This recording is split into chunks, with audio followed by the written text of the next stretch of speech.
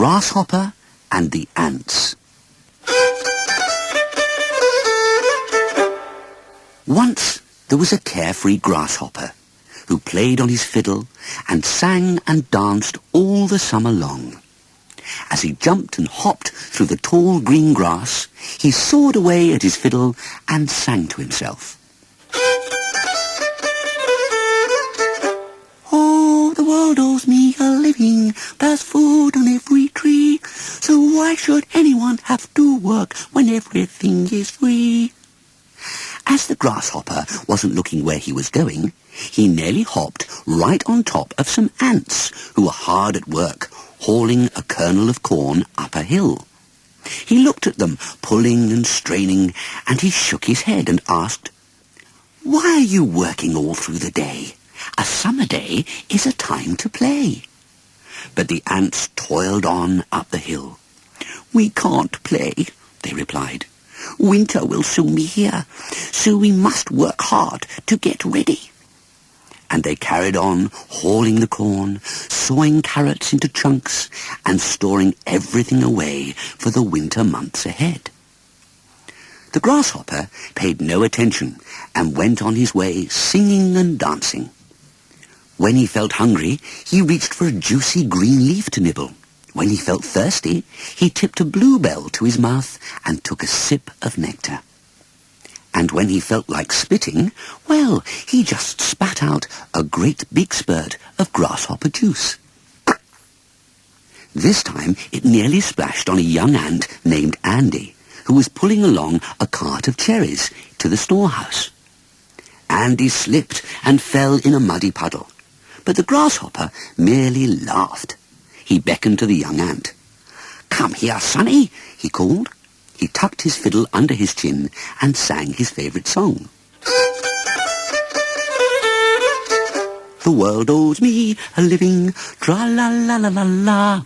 Should you really work all day like those other foolish ants? No, come on, let's sing and play. The little ant was delighted. He dropped his heavy load and joined the grasshopper. They were both dancing merrily when all of a sudden a procession of ants carrying the Queen of Ants on her throne stopped alongside them. The Queen stepped down and walked towards Andy, frowning.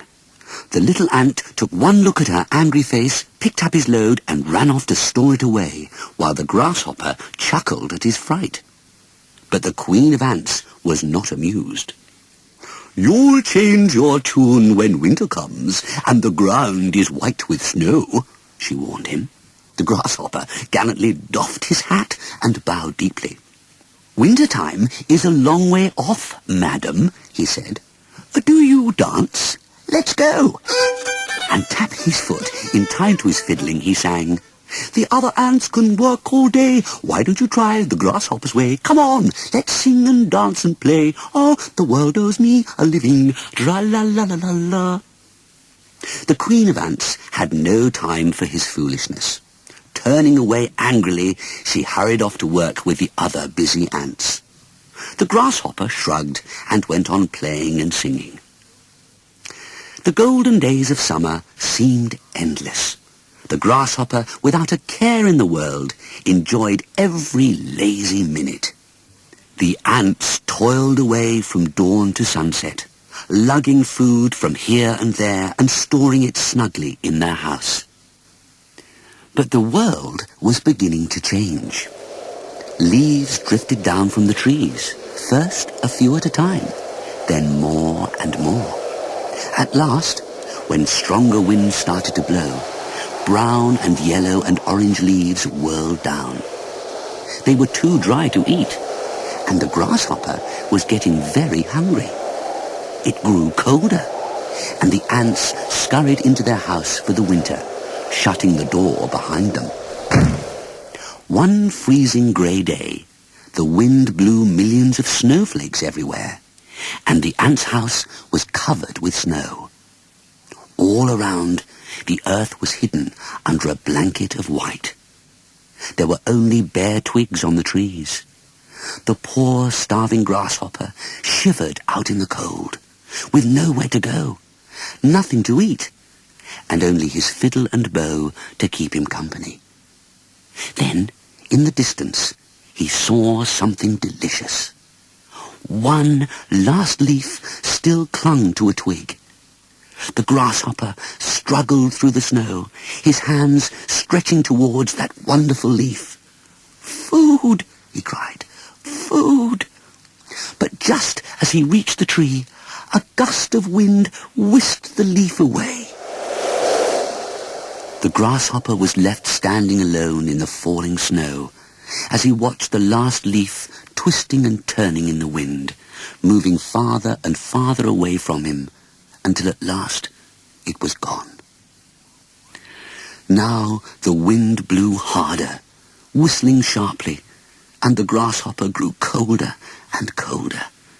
He trembled, chilled to the bone.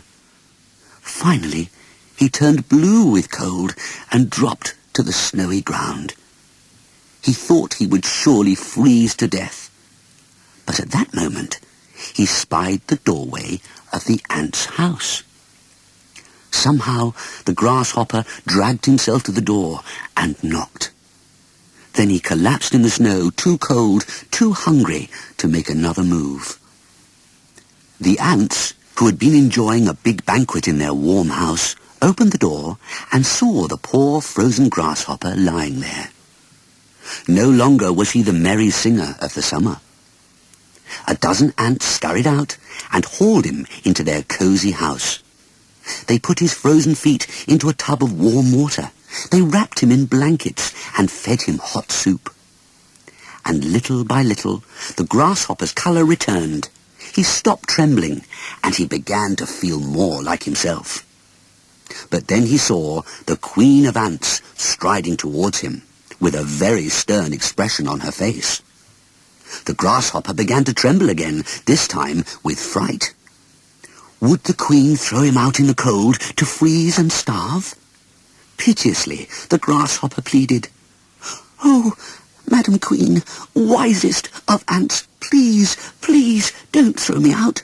Let me join you. Give me another chance." The Queen handed the grasshopper his fiddle and said severely, "Only those who work may stay here." The poor grasshopper took his fiddle, got his hat, and prepared to go out into the cold once more. But the Queen continued, "So, take your fiddle and play." Hardly daring to believe his luck, the grasshopper put his hat down, raised his fiddle to his chin, and started tapping his foot. Then he sang, "I owe the world a living, tra-la-la-la-la-la. I've been a fool the whole year long, now I'm singing a different song. You were right, I was wrong, tra-la-la-la-la-la." Now it was the turn of the ants, who had worked so hard all summer to enjoy themselves. They all began to dance to the grasshopper's tune, and even the Queen of Ants joined in the fun, while the grasshopper sang, "Now I'm singing a different song, I owe the world a living, tra-la-la-la-la-la."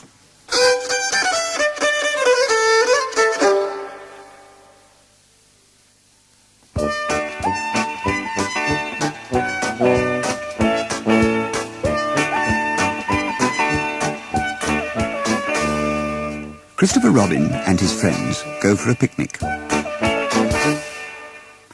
One day, when Christopher Robin and Pooh Bear and Piglet were sitting outside Pooh's house, wondering what to do next, because it was a very sunny day, and Pooh had already had a little something for elevenses, and so he couldn't have another one right away, Christopher Robin said, "I know. We'll go on a picnic." "Oh, yes, please," said Piglet, jumping up and down. Pooh said nothing, because he was already packing up a little basket to take with him. When he was ready, they went to tell Owl, who was sent to invite Eeyore, because Eeyore always had to be invited, not told. And they all agreed to meet at Kanga's house with Rabbit. "Just the day for it," Rabbit said when they told him. "For what?" asked one of his friends and relations, who happened to be passing by. "For a picnic," Pooh told him, "with things to eat and everything." And then he wished he hadn't said anything at all, because he remembered how many friends and relations Rabbit had. And he remembered that last time they hadn't brought anything to eat themselves, so he had had to share things with them. But it was too late, because the word had spread quickly through that part of the forest, and Rabbit's one friend and relation had already been joined by lots of others. So they all stumped off to Kanga's house, in no sort of order at all, chattering and bumping into each other. "Hello, Pooh," Roo squeaked, as he saw them coming up to the house. "Hello, Roo," Pooh replied jovially. "Hello, Christopher Robin," Roo squeaked again, and while he went the whole way down the line, saying "hello" to Rabbit and to all of Rabbit's friends and relations in turn, Kanga was packing up a basket for herself and Roo, and another little one full of Roo's extract of malt for Tigger, because that's what Tiggers like best. "And where is Tigger?" Piglet asked timidly. But before Kanga had time to say that Tigger was out playing, it was perfectly obvious that he wasn't out playing any more, because he was bouncing all over Pooh and Piglet. "Hello, everybody," Tigger said cheerily, while Pooh and Piglet got up and dusted each other down. "We are going on a picnic," Christopher Robin told him. And Tigger was just about to tell him that picnics were what Tiggers liked best, when Christopher Robin said, "With sandwiches and jelly, and honey for Pooh, and acorns for Piglet." And suddenly, Tigger looked a little less bouncy. But Kanga said, "It's all right, Tigger dear, I've packed something for you." Pooh was just wondering whether Kanga had packed a little something extra for him, when Owl arrived with Eeyore.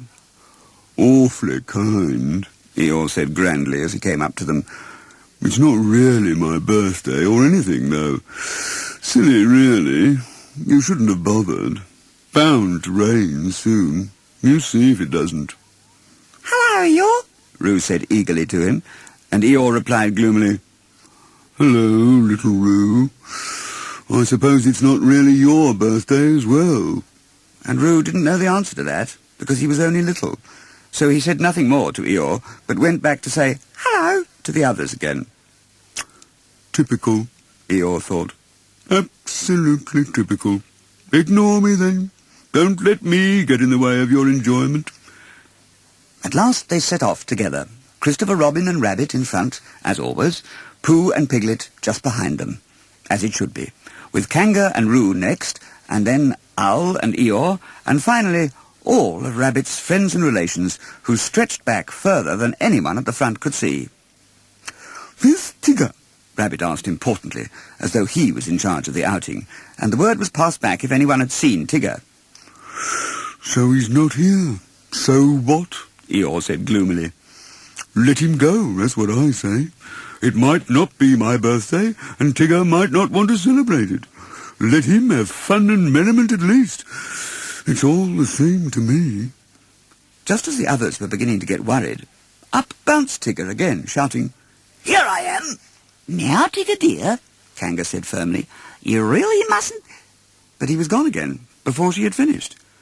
"Oh dear," Kanga said as she watched him disappear, and she held on to Roo in case he should want to go too.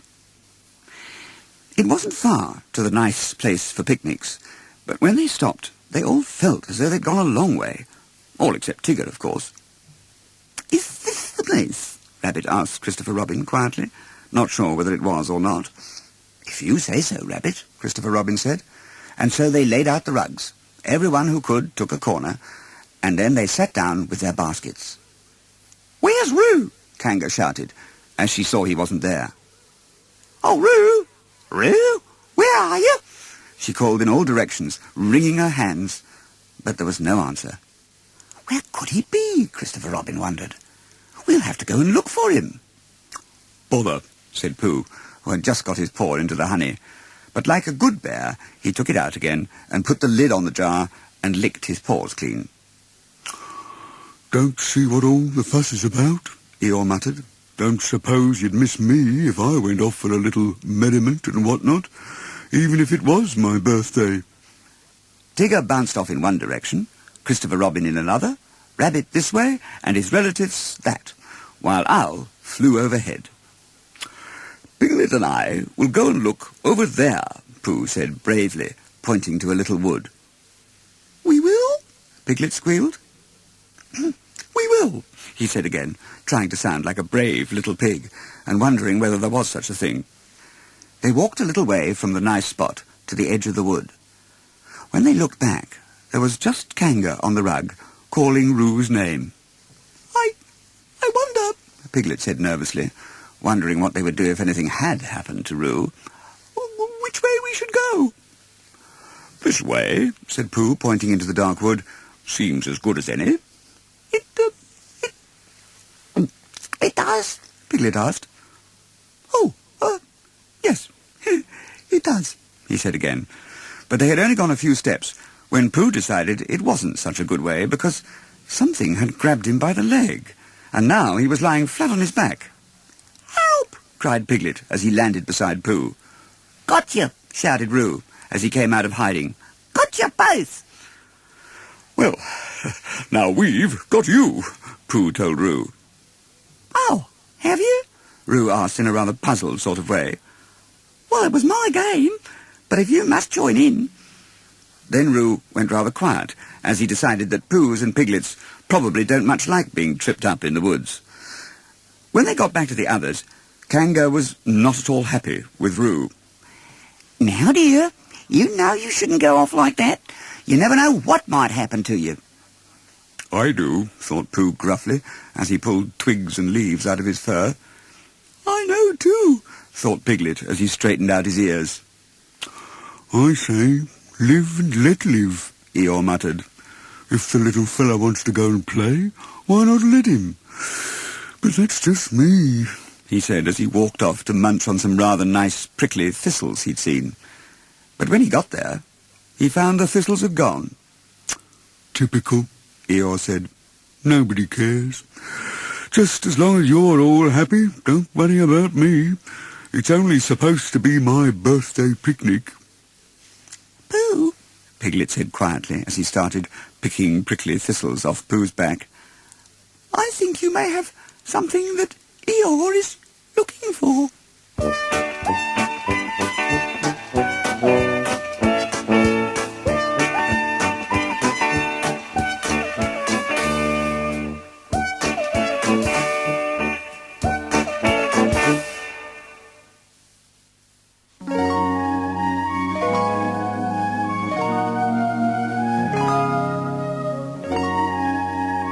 Snow White and the Seven Dwarfs, Part 2.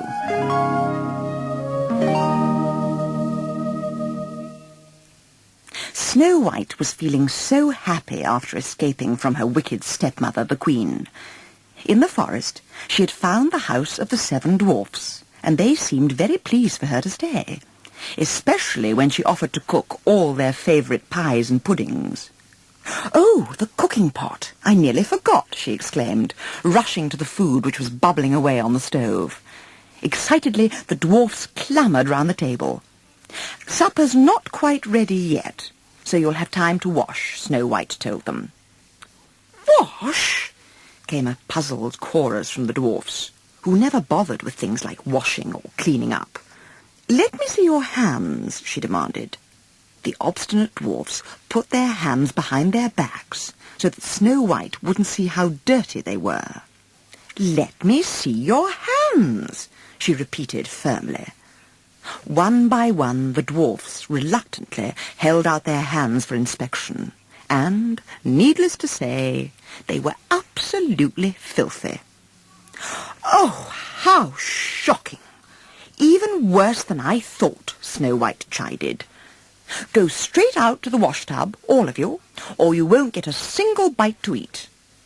That did the trick, and they crept nervously out to the washtub, all except for Grumpy, who was in an even worse mood than usual. What a fine bunch of water lilies you are, he snorted. I'd like to see anyone make me wash if I didn't want to. At that, the other dwarfs grabbed him and dragged him to the tub. So in the end, Snow White got her way, and even Grumpy ended up clean. Food's ready, she called sweetly, and the dwarfs rushed back into the house to sample Snow White's cooking. This was the beginning of a very happy time in the little house in the forest. But all the while, Snow White was in greater danger than she thought. The kind huntsman, who had defied the Queen's command to kill Snow White, had returned to the castle. He carried the box with a pig's heart inside it, hoping that the wicked queen would think it was the heart of Snow White. But the huntsman did not know about the queen's magic mirror. That night she asked the question of the mirror. "Magic mirror on the wall, who is now the fairest one of all?" The queen clutched the box to her as she waited for the reply. The ghostly green face which appeared in the mirror looked at the queen with contempt. "Over the 7 jewelled hills, beyond the 7th fall, in the cottage of the 7 dwarfs, dwells Snow White, the fairest one of all." The queen could hardly believe her ears. "Snow White lies dead in the forest," she retorted angrily, opening the box and holding it out to the mirror. "The huntsman has brought me proof. Look! Behold her heart!" The face in the mirror glowered back at the queen. "Snow White still lives, the fairest in the land. 'Tis the heart of a pig you hold in your hand." "The heart of a pig? Then I've been tricked," screamed the furious queen, snapping the box shut and rushing down into the dark, rat-infested dungeons below. "That blundering fool of a huntsman," she went on. "I'll go to the dwarf's cottage myself in a disguise so good that no one will ever suspect. I shall turn myself into an old peddler woman and kill Snow White myself." Her mind made up. She looked in her book of magic, turning over the pages frantically until she found the spell she wanted. "Ha-ha!" she muttered gleefully. "Peddler's disguise. That's the one I want." Following the instructions in the book, she set to work in her evil laboratory, concocting a strange brew from all kinds of liquids, powders, and potions. Then she walked across the room and raised the bubbling glass to the window. "A blast of wind to fan my hate, and a thunderbolt to mix it with," she screamed.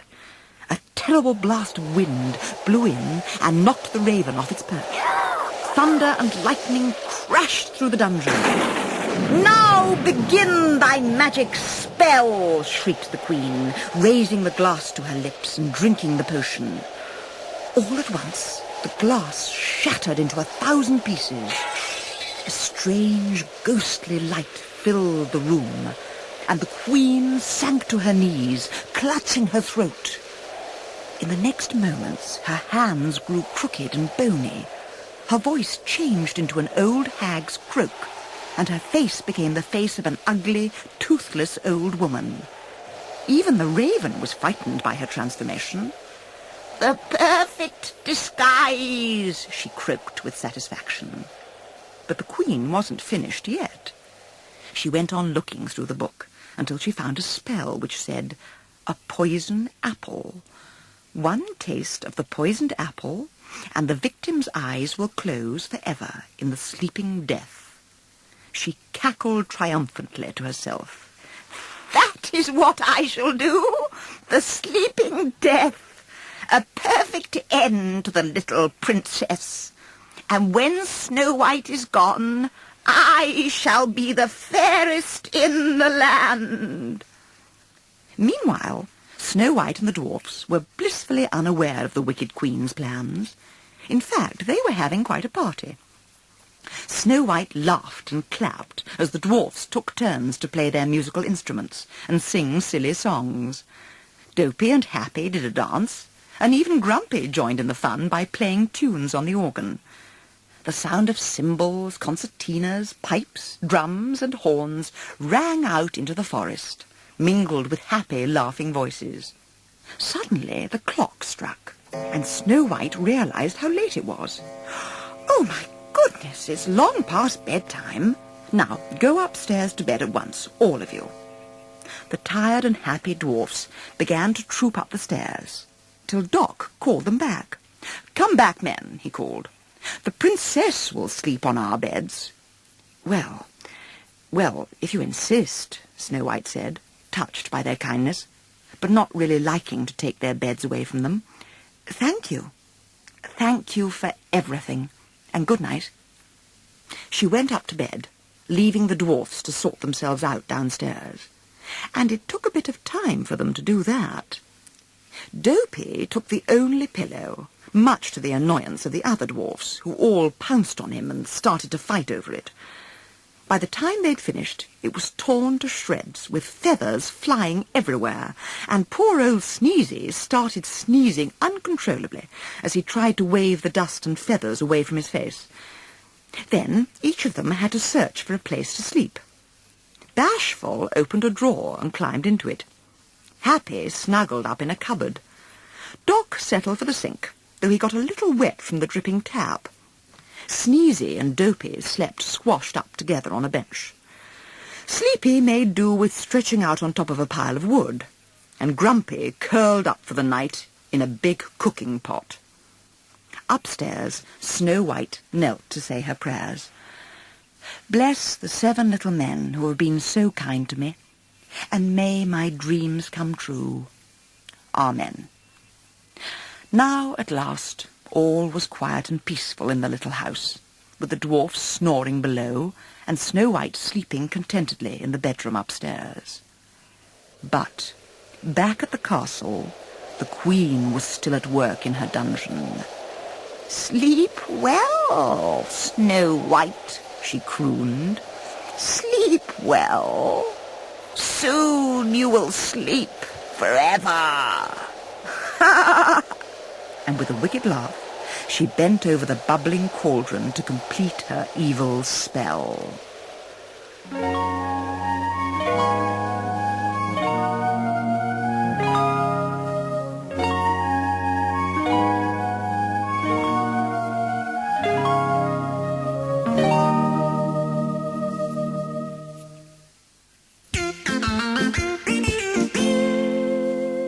Pluto on the trail.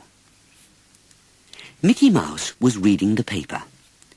"Listen, Pluto, there's been a big jewel robbery," he said excitedly. "And there's a £5,000 reward for catching the thieves." Mickey wasted no more time. While he put on his detective kit, Pluto practiced his fiercest look. Off they set, Pluto sniffing at everything along the way. Soon he started to run, dragging Mickey along behind him. "Is it the robbers, Pluto?" asked Mickey, but Pluto just ignored him. Hot in pursuit, he leapt over a fence, leaving Mickey stranded on the other side. Pluto had found what he was looking for, a juicy bone. But he had to be careful, because right beside the bone lay Butch, the bulldog, fast asleep. As Pluto quietly picked up the bone, Butch opened one eye and snarled. Pluto ran off in panic, clutching the bone, and dived through the first door he came to. Pluto had no idea it was a hall of mirrors. He was surrounded by the strangest dogs he'd ever seen, all shapes and sizes, and worst of all, Butch was right there in front, teeth bared. Pluto turned tail and fled, with Butch right behind him. He could feel Butch's breath hot on the back of his neck. "Oh, help," he thought. "Why ever did I take up this detective business?" He ran so fast and panted so hard that he dropped the precious bone without even realizing it. It was only when he reached the park gates that he saw Butch had given up the chase. Poor Pluto was tired out, and his legs felt like jelly, so he curled up under a park bench to sleep. Just as he was dozing off, 2 men crept furtively into the park. One of them pointed towards the bench. "I hid it under there," he said. Looking under the bench, they saw Pluto, his chin resting on their package. But as they grabbed for it, Pluto woke up, and with a fierce growl, snatched it himself. Just then, a worried Mickey arrived at the park, looking for Pluto. He whistled their special signal. But Pluto was so busy having a tug-of-war with the 2 men that he didn't hear. He pulled so hard that the men lost their grip and fell over, leaving Pluto in proud possession of the package. As he trotted off, feeling very pleased with himself, he saw Mickey. "Pluto!" cried Mickey happily. Pluto ran up to Mickey and licked him all over his face. Mickey looked at the package that Pluto had given him. "What's this?" he asked. But then the two men came running up. "That's our package," they panted. "Give it back to us." As they snatched the package out of Mickey's hands, the paper tore, and sparkling jewels began to tumble out. "The jewel thieves!" exclaimed Mickey, and blew his whistle shrilly. But the men were so eager to pick up the jewels that they took no notice until two policemen ran up and grabbed them. "Thanks, Mickey," said one of the policemen. "You and Pluto did a good job. You deserve the reward." And when he got the £5,000, Mickey went straight out and bought Pluto a smart new collar and a year's supply of tasty bones.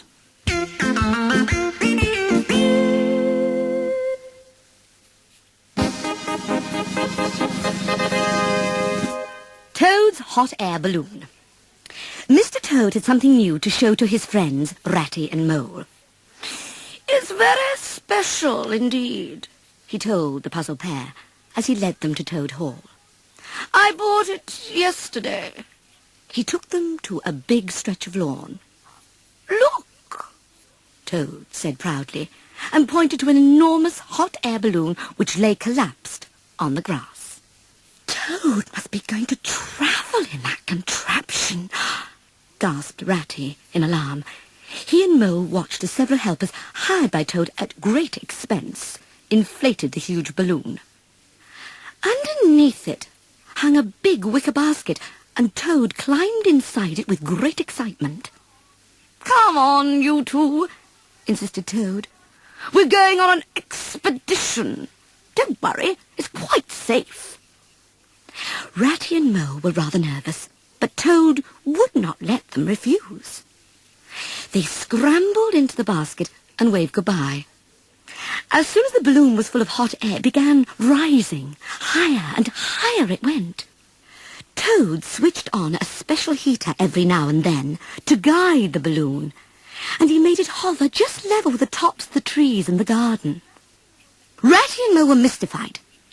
They thought they were going to be floating away on a long trip. And they were even more puzzled when Toad leaned out of the basket and began picking conkers from the top of a very tall chestnut tree. "The best conkers are always at the tops of the highest trees," said Toad. "Now I shall have the finest collection for miles around. As soon as I have enough, we'll go down to the ground again." "Do you mean to say," spluttered Ratty, "that you went to all the trouble of buying an expensive hot air balloon simply so that you could pick some good conkers?" "Oh, yes. After all, this year I want to be the champion conker fighter around here." "Oh, dear," sighed Mole to Ratty. "What will he think of next?"